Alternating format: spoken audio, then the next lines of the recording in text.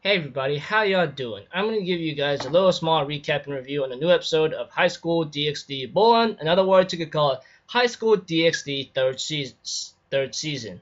Now this episode right here, which is episode 11, second to last episode, this episode is pretty cool, pretty excited to see how it worked out or how it came out, and according to here, I'm actually looking forward to see how it's going to go down in next week's episode, which is the last one, So if anything else, let's go. Okay, we have to it that Issei wants to go to the dimensional gap by contacting with Valley. However, Rias' older brother, Lucifer, says it's a bad idea because he's with Chaos Brigade, and he doesn't want anything like involved with this. However, after seeing the loyalty and convincing pressure from the Gremory family or Gremory Rias' peerage, he decides to relent and tells him to go save his little sister, We have to it that Issei and Koneko meets up with Koneko-chan's sister, and she says, "I'll help you out if you return my sister to me."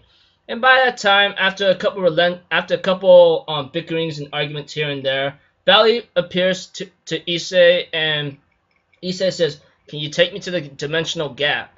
Valley, on the other hand, says, "And if I refuse?" And then Issei's like, "I'm ready to kick your butt then. You're going to take me there, either that or I'm going to take you out." However, Valley says, I told you already that I'm supposed to have a duel with you the moment you get stronger, no? So if I kick your butt now and knock you out, I'll have nothing looking forward to.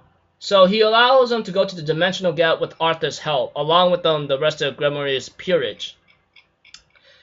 Arthur does something with the sword and takes them to the dimensional gap, but warns them that it's only going to last for an hour. And the moment it disintegrates, they'll return to where they are the moment the field disintegrates or disappears. Therefore, we get to the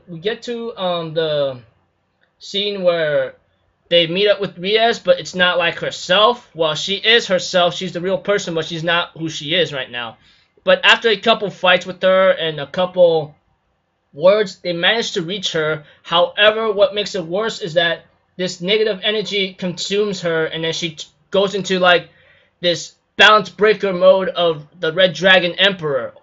Well, you can now call it the Red Dragon Empress, and I'm thinking in my mind, oh dear lord, that's not good. And she went into crazy madness, and Akano convinces Issei to take Ria to fight Ria's Gremory. After a couple of things and hesitations, he decides to go with it and gets ready to take on Ria's Gremory once and for all. But what makes it worse right now, the field dimensions that they are in gets disintegrated due to the fact that two of them are clashing with Red Dragon powers. And the Twilight God Loki planned all this out. Ragnarok, that kind of thing.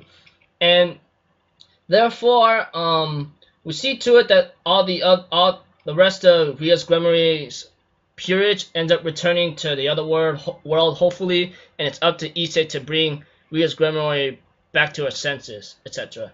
So, pretty much, I'm looking forward to see how this is going to go. Hopefully, things will turn out pretty fine and well, but that's it for the last episode next week. So, if anything else, I'm going to leave it at that, people. I'll see you guys in my next review and recap. Hopefully, hopefully Plastic Memories get subbed out by then. Until then, I'm off with Zero. Have a good day, and I'll see you guys next time, alright? Peace out. Bye-bye.